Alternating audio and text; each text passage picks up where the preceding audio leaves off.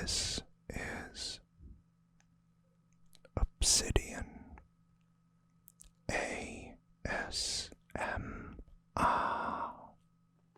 Don't forget to like, subscribe, and hit the notification bell for future videos.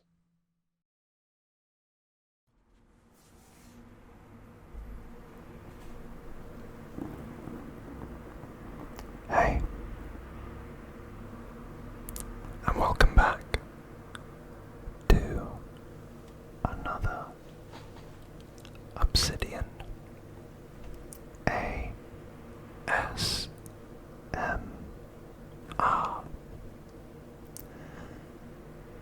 And in today's video, we'll be taking you through the final season of Dragon Ball. Now it's been some time since the last installment in this series, and you have not gone out of my thoughts. Life has been very hectic, and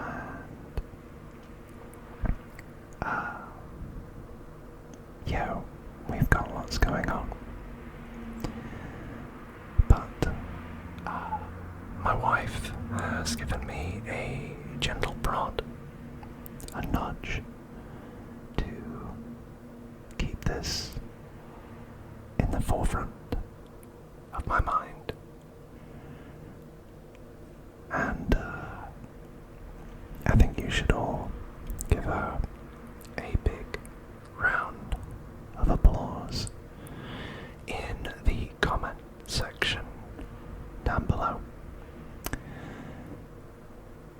I've missed you, and I've been meaning to do videos, but it's just been very difficult to find the time. But I need to make the time. So, with all that being said, we can get into the core subject of tonight's video, which is Season 5.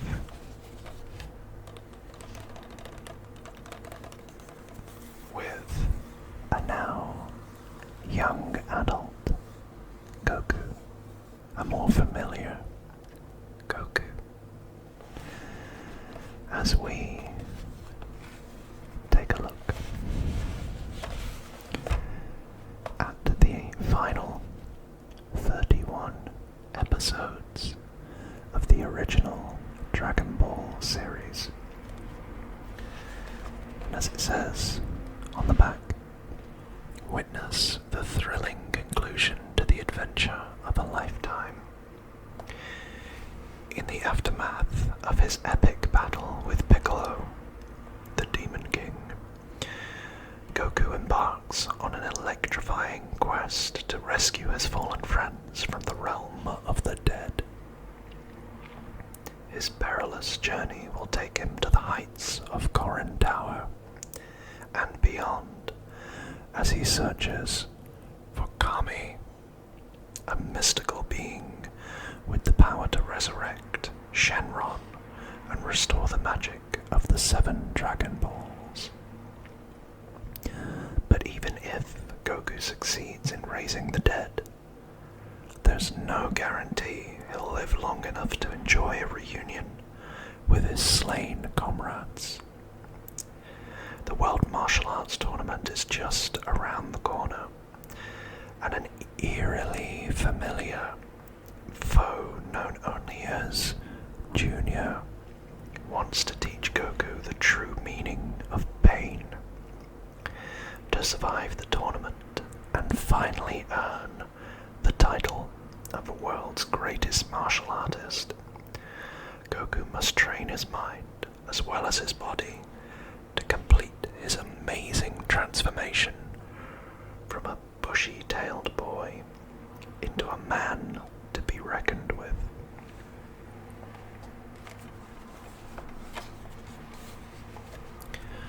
Now let's open it up.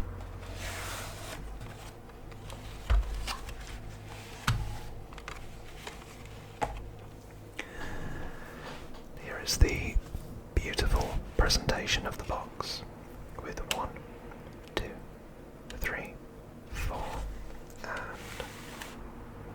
5 discs. And I think I mentioned in one of the previous installments, which are all on my channel,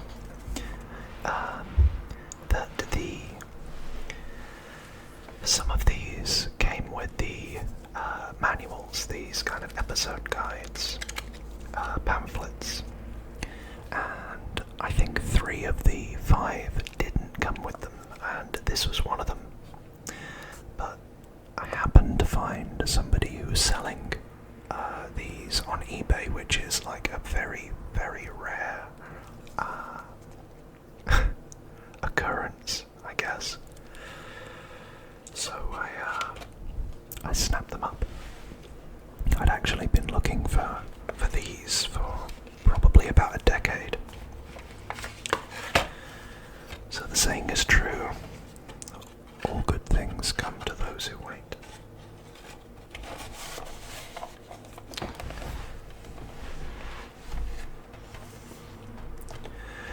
So, we get to have a look through this with all of you. There is Shenron and Goku, 2 mysterious figures who we will probably learn about. Overleaf, a very young Goku there.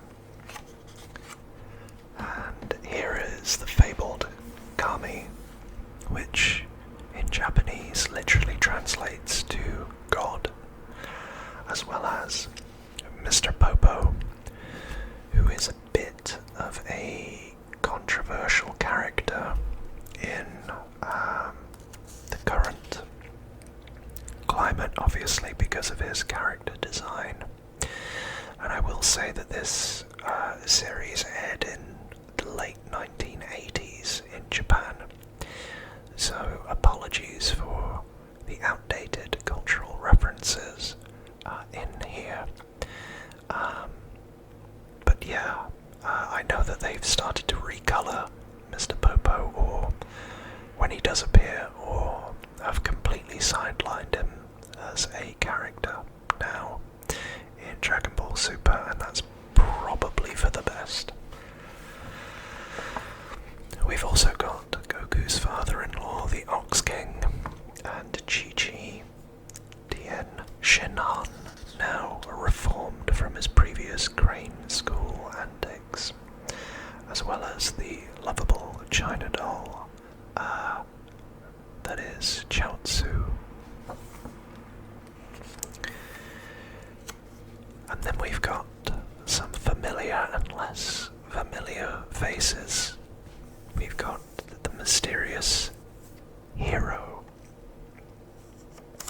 bit of an antonym there, and mercenary Tao, who's now got some cybernetic enhancements since the last encounter with Goku. And making his grand appearance into the series is Junior, or as you may already be aware, Piccolo Jr. And this is the character that we would go on to be familiar with in Dragon Ball Z and Dragon Ball Super and GT. But this is where he began.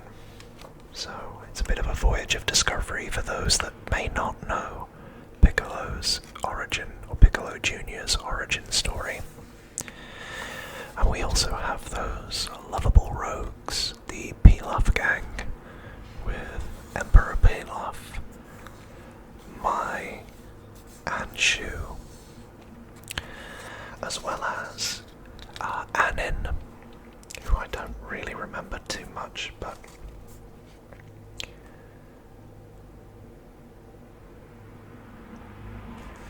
It's something to do with the Banjo fan, I think.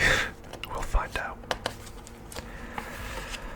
So we start at episode 123, which is Lost and Found, and this originally aired on the 17th of August 1988.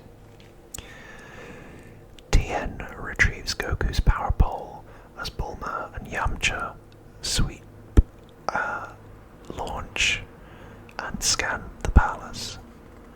Yajirobe takes Goku back to Korin's tower. News of King Piccolo's defeat spreads with much celebration, and even as the eternal dragon Shenron is dead, Bulma had made sure to procure all of the former Dragon Balls, which have now been turned into lumps of stone, spherical lumps of stone. An old lady spots the egg that King Piccolo spewed from his body just before he died, and she and her husband bring the egg to their house just as Piccolo Jr. is about to hatch. Korin is shocked to hear that Shenron has been killed, but he knows the creator of the Dragon Balls, the mysterious Kami. To get to him, Goku must search and recover his power pole in a meeting with King Furry, which isn't the context that you'd think these days. It's a kind of king, but he's also a cat with blue hair or fur. Fortune teller Baba tells Goku that the power pole is at Master Roshi's with Tien and the others, so Goku travels there to retrieve the power pole and then immediately flies back to Korin's tower. Meanwhile, Piccolo Jr. destroys the couple's house and vows to take revenge on Goku for the death of his father.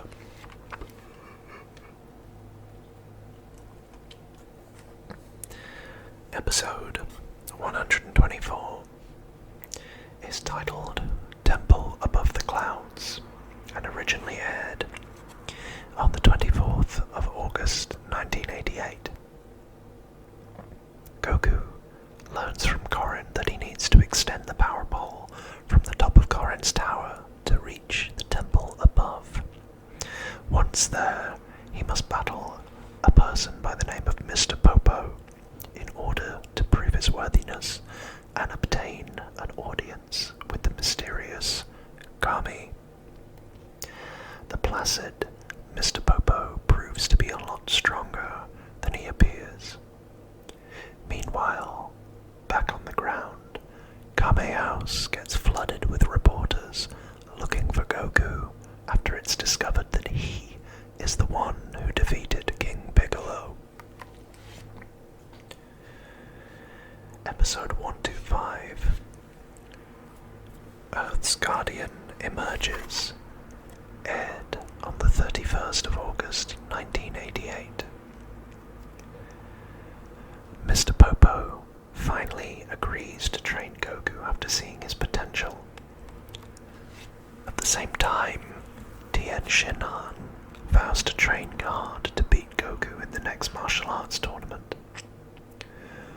Realizing Goku's determination, Kami reveals himself to Goku, who is shocked by his appearance and the story he tells. Kami agrees to revive the Eternal Dragon if Goku will stay and train with Mr. Popo for a while, terms which Goku gladly accepts.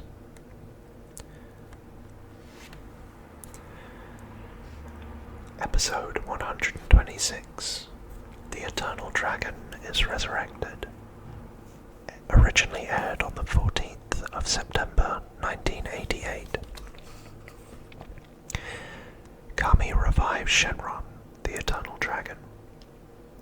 When Goku's friends down on Earth call upon Shenron, he tells them that Goku is training in heaven under Kami-sama, and he will meet them at the next martial arts tournament. They wish for everyone who was killed by Piccolo to be revived. The news that Goku is training under Kami spurs Tien, Yamcha and Krillin to train hard as well for the competition. Episode 127, Quicker Than Lightning, originally aired on the 21st of September 1988. Tien, Krillin and Yamcha continue to train at Kame House, and simultaneously Kami and Mr. Popo send Goku on a special training mission to fetch a crown. As Goku tries to take the crown from the top of a mountain, he is struck by lightning. Goku happens to meet a young girl who uses her sixth sense to find her lost bird. This makes Goku realize how he must acquire the crown. He must develop a sixth sense to anticipate and be faster than lightning.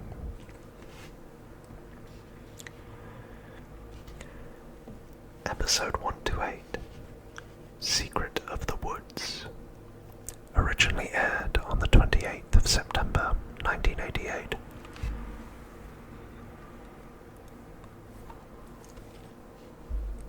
Tien, Krillin and Yamcha ask Master Roshi why he is not teaching them anymore, and Roshi explains to them that he has nothing more to teach and they should seek training on their own.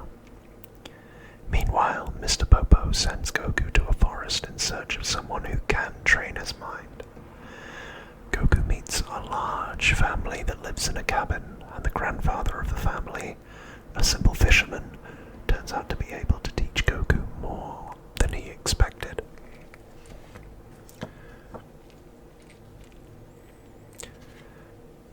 Episode 129, The Time Room, originally aired on the 12th of October 1988. Mr. Popo sends Goku back in time to train more. In the past, Goku meets the young Master Roshi and his rival, the young Crane Hermit. Goku learns from their master, Mutato. Yeah, let's go Mutato. How to harness his spirit energy. And during an incident where the Crane Hermit steals Roshi's love interest, Goku gets angry and manages to use his spirit energy successfully. Back in the present, Tien contemplates visiting Korin's tower in order to train as Goku once had. Episode 130, Goku's Doll, aired on the 19th of October 1988. Tien, Krillin, Yamcha and Chaozu all are heading towards Korin's tower and are training on the way. Mr. Popo finally gives Goku an opponent to train with, and it turns out to be a clay version of Goku. Their skills are exactly the same. The only difference is that the clay Goku has no interference in his mind and can concentrate completely on fighting. This shows Goku that he needs to be quiet in his thoughts, and he begins to realize how to achieve that inner harmony and tranquility.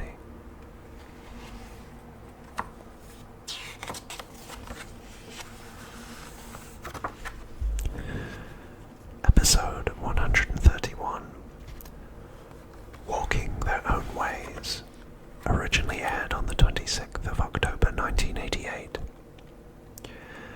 Mr. Popo plays hide and seek with Goku to teach him about concentration and finding people's ki.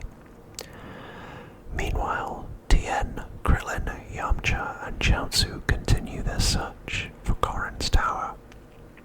In doing so, they happen across a small village at the base of a large mountain that the townsfolk consider to be their protecting god. Suddenly, the mountain explodes and the four warriors rush to try to stop the lava flowing towards the town.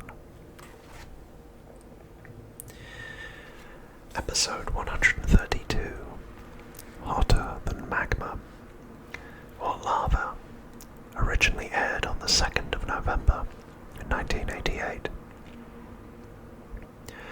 Still training with Mr. Popo, Goku could not yet harness his ki. Whilst back on the ground, Tien, Krillin, Yamcha and Chaozu each try individually to stop the flow of lava towards the defenseless village. And just as it looks like the threat has passed, the volcano erupts once again with even more ferocity. This time, the four warriors work together to avert the magma for good. Training continues, as the next martial arts tournament is only 3 years away. Episode 133, Changes, originally aired on the 9th of November 1988. 3 years have passed, and all of the warriors reunite for the 23rd martial arts tournament.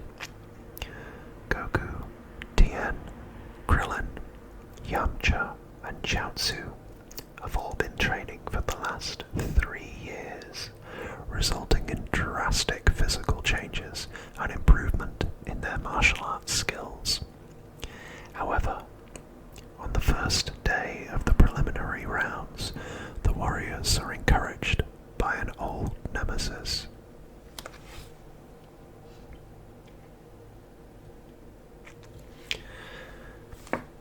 Episode 134, Preliminary Peril, originally aired on the 16th of November 1988. Goku and Tien agree to keep it a secret that Piccolo's spawn is at the tournament. In the preliminaries, all the fighters get a chance to show off the benefits of their training. Goku demonstrates that he has learned to harness his ki, whereas Mercenary Tao surfaces again, still alive and now a cyborg. He's entered the tournament and has plans to kill both Goku and Tien as his vengeance. Tao, who had become a cyborg, has now seriously injured Chaozu. Episode 135, The Chosen Eight, or the Battle of the Eight, originally aired on the 23rd of November 1988. Even the preliminary rounds of the 23rd martial arts tournament are more brutal than those of years past. Eventually, 8 people come out on top to advance to the final rounds. Tien, Cyborg Tao, a strangely familiar girl, Goku, Krillin, Piccolo Jr, Yamcha, and a bumbling man known as Hero. Everyone is worried that Tao will defeat Tien in the first match, but Goku has unwavering faith that Tien is stronger.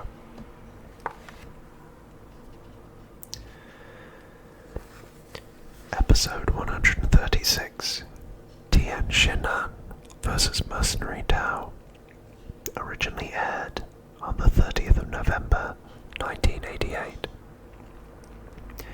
Tien proves to be much stronger than Mercenary Tao. Being a former student under the assassin, Tien gives Tao a chance to back down. But after Tao tries to kill Tien, Tien loses all his respect for his former master and takes him out of the tournament easily. The battle ends up being more of an emotional victory than one of strength. Meanwhile, Goku must face the angry, familiar woman.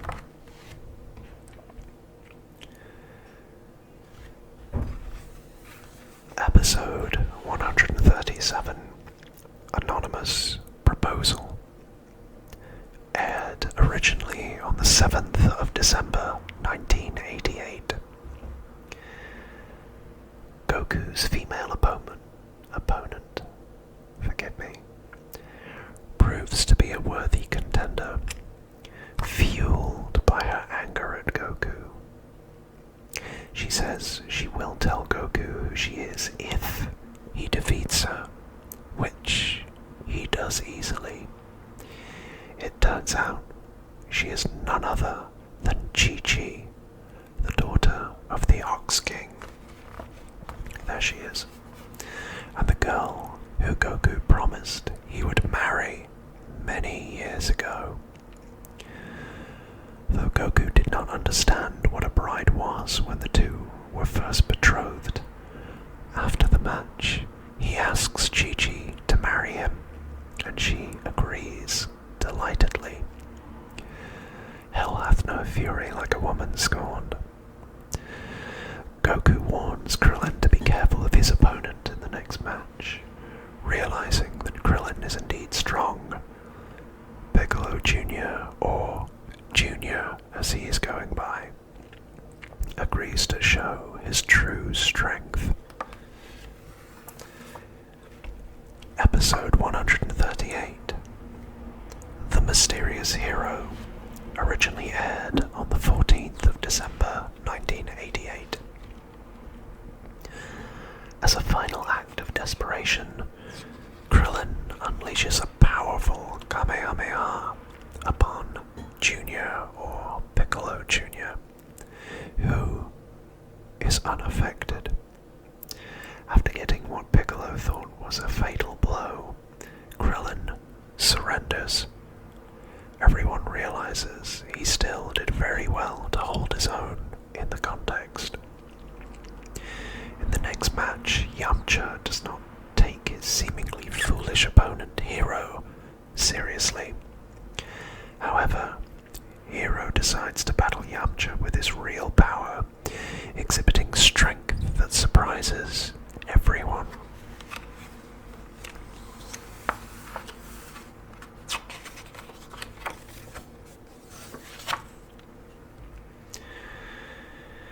In episode 139, Rematch, which aired on the 21st of December 1988, Hero tries to teach Yamcha as they battle, but Yamcha will hear nothing of it. Finally, after rebounding from Yamcha's toughest attack, Hero ends the match with ease. Yamcha then thanks Hero for what he has taught him. Goku, having trained with him, realizes that Hero is Kami in a human body. In the next battle, Tien and Goku seem to be of equal strength, but after an intense bout of sparring, Tien is panting while Goku breathes normally, seemingly to have the upper hand. It should also be said that this was the last episode of the Dragon Ball anime to air in the Showa era. For those of you that are interested, the Showa era is the time or the period of time referred to when Emperor Showa ruled Japan. I believe he died in early 1989, but I'm not too hot on my Japanese history, but you might be interested, you might not be. Episode 140, Goku Gains Speed, originally aired on January the 11th, 1989. Tien exhibits a drastic increase increase in speed and notes that Goku has not sped up at all since the most recent tournament. However, asking for a quick pause, Goku removes his shirt, wristbands and boots, a combined weight of 140 kilograms. With the extra training weight off, Goku is much faster than before. Having no other choice, Tien decides to use a new skill, his 12 Eyes technique. And following on from the previous comment, this was the first episode of Dragon Ball to air in the Heisei era.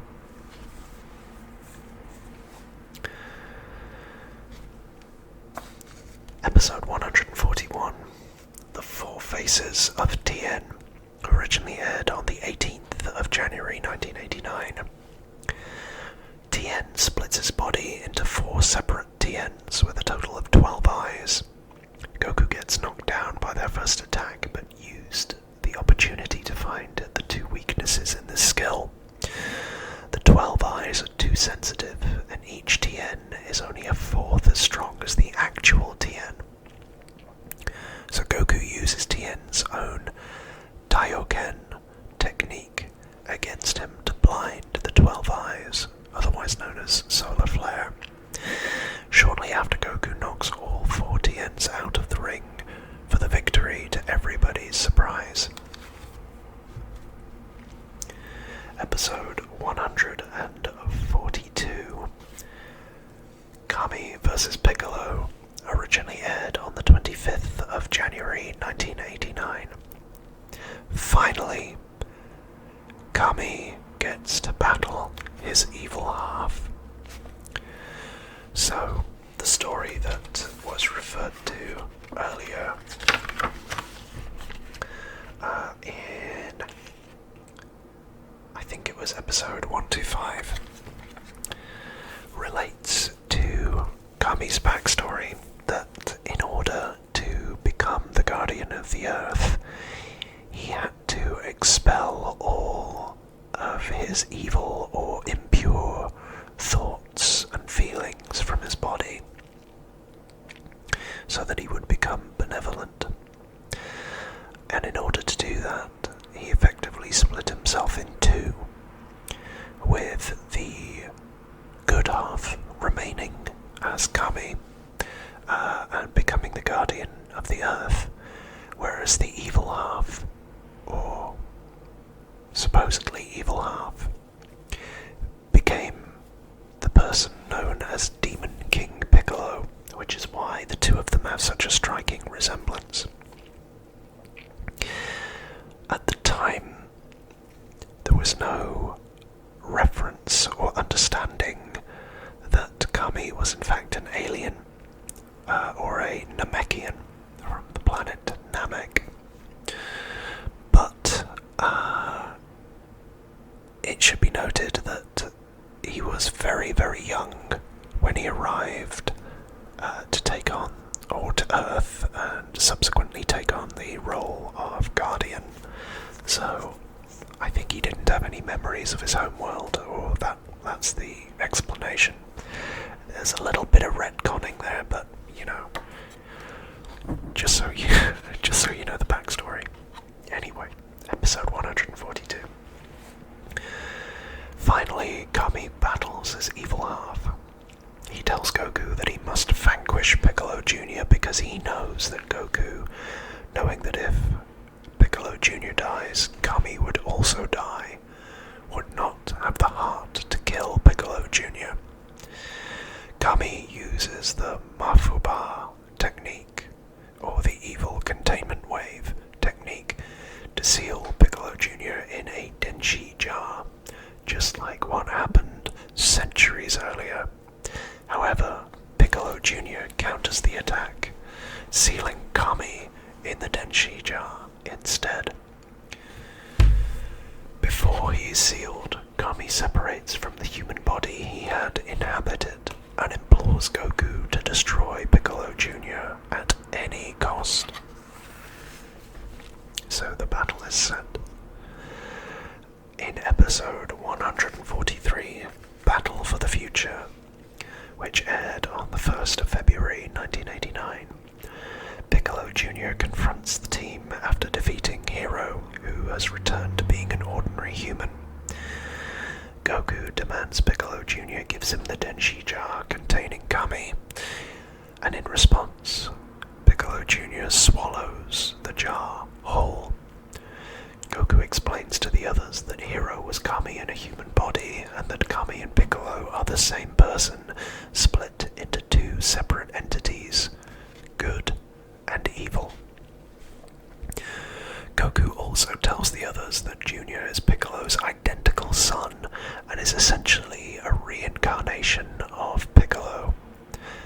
As their match begins, their strength appears to be equal, but soon Piccolo unleashes a flurry of attacks that leaves Goku seemingly beaten as the count rises. Episode 144, Super Kamehameha, originally aired on the 8th of February 1989. Goku turned out to be just testing Piccolo's attacks, as he usually does. As the battle resumes, Goku seems to be superior to his opponent. Getting worried, Piccolo decides to unleash a devastating attack that will wipe out everyone at the tournament.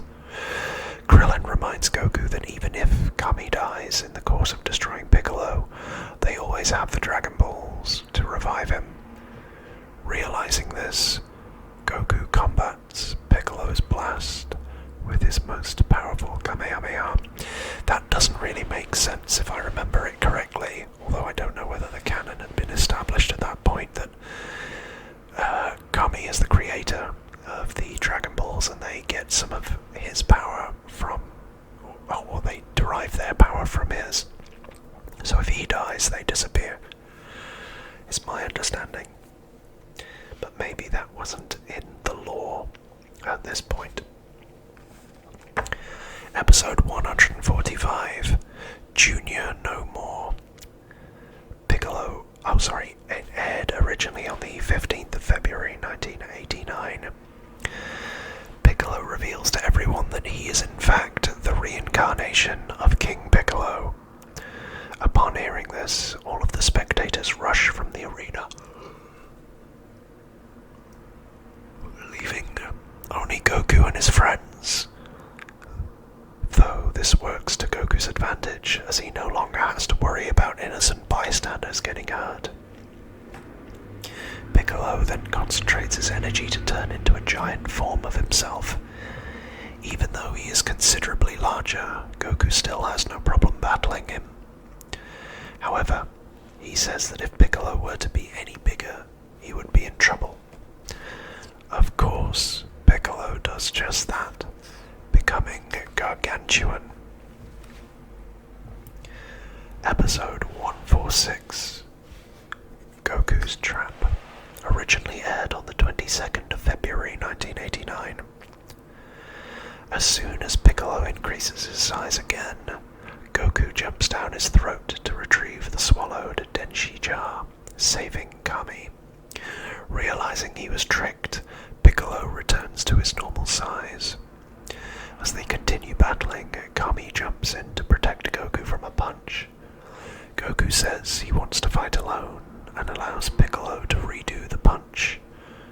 As the battle continues, Piccolo prepares to use his ultimate attack. This is it, everyone, the final 2 pages, and then we've done the whole Dragon Ball saga. Episode 147, Goku Hangs On, originally aired on the 1st of March 1989. As his friends run for cover, Goku prepares to take Piccolo's final attack. Piccolo unleashes a giant wave of energy comparable to a nuclear explosion, leaving the entire island, or leveling the entire island, I should say. As the dust settles, Goku is still standing. He takes advantage of Piccolo's weakened state after this huge energy expenditure and knocks him into the ground with a Kamehameha wave. Just as the count reaches 9, Piccolo lifts his head and emits an energy beam, tearing a hole through Goku's body. Fortunately, the energy beam missed all of Goku's vital organs, so the fight continues. Episode 148. The Victor aired originally on the 8th of March 1989. After Piccolo weakens Goku to the point where he can't lift any limbs, including the one arm his father made the mistake of leaving, Piccolo flies to the sky like his dad did to finish off his nemesis. However, unknown to Piccolo and the others, Goku can fly, and he uses the opportunity to headbutt Piccolo in midair for a ring-out victory. Later, Goku uses a senzu bean on himself, and also to revive Piccolo, not wanting to jeopardize Kami's health. Piccolo shows complete contempt for this, thinking Goku to be soft, and departs, vowing to defeat Goku and get his vengeance. Episode 149, Dress in Flames, originally aired on the 15th of March 1989. Everybody starts heading home after the tournament, and Goku and Chi-Chi are headed towards their new home. Goku eats many meals, which surprises all of the maids and the chefs, so the Ox King shows Chi-Chi's wedding dress shows Chi-Chi her wedding dress which belonged to her mother. Suddenly, a blast of fire envelops the entire castle. Everybody heads out except the Ox King, who stays to retrieve the wedding dress. The Ox King gets trapped in his own castle, and Chi-Chi and Goku must head to Fortune Teller Baba for help. Episode 150. The Fire Eater, originally aired on the 22nd of March 1989. The people of the Frying Pan are unable to extinguish the flames consuming the castle, so Goku and Chi-Chi seek the Turtle Hermit's help to make another Bancho fan. Goku and Chi-Chi travel south to get one of the materials, and in the volcano, Goku calms down an inhabiting beast. Mai and Shu are after the Fire Eater as well. Chi-Chi finds a large egg being warmed by a scientist who explains what became of the Fire Eaters. Whilst Emperor Pilaf, Mai and Shu burst in, but they flee when Goku smashes their drill vehicle. A surviving Fire Eater comes out of the crater and hatches the egg. After Goku and Chi-Chi escape with the scientist, they're disappointed to come back empty-handed. Chi-Chi only has a fragment of the egg. The scientist tells them where they can find the Bancho fan. Episode 151. The Outrageous Octagon. It's a funny title, that is. Originally aired on the 5th of April 1989. Goku and Chi-Chi reach the mountain, but as they get close, a blizzard starts up. They meet an old woman named Octagon. She tells the mountain she tells them that the mountain is disrupted by the presence of females, but knows nothing about the Bancho fan. Goku goes to the mountain, which apparently is misogynistic, to gather snow, while Pilaf, Shu and Mai are searching after the fan. The mountain starts up another blizzard. The cold weather prevents Pilaf from firing missiles and flamethrowers at Goku, and hearing from Goku that the mountain is provoked by women, Pilaf pushes Mai away. While Goku gathers snow and scares Pilaf, Chi-Chi cleans up Octagon's house, but smashes many of her dishes. Chi-Chi comes across the Bancho fan as she sweeps the yard, while Goku's snow is melting. Shu takes the fan but blows away his companions and flees, before Goku and Chi-Chi leave, Octagon gives them a jar of honey. The Ox King is getting desperate as they successfully return. Takes the fan. Yeah. Goku waves the fan, but the flames persist. I'm not sure how he got the fan from Shu, but I suspect Shu left it on the ground after blowing his companions away. Episode 152, the penultimate episode that we have to deal with, is Mystery of the Dark World, which aired on the 12th of April, 1989. Baba, fortune teller Baba, warns Goku that the fan won't work and he must go to the magical furnace in the Dark World and meet Tajaro. Goku and Chi-Chi journey and enter the Dark World. They jump over a large gap on the road and get chased by bats. As they go further, things become more dangerous, and they discover that all those dangers are in fact imaginary, and manage to proceed a little less startled. The Ox King gets trapped at the peak of the castle, but Goku meets Gohan at the furnace, who tells him Tajaro is called Amin.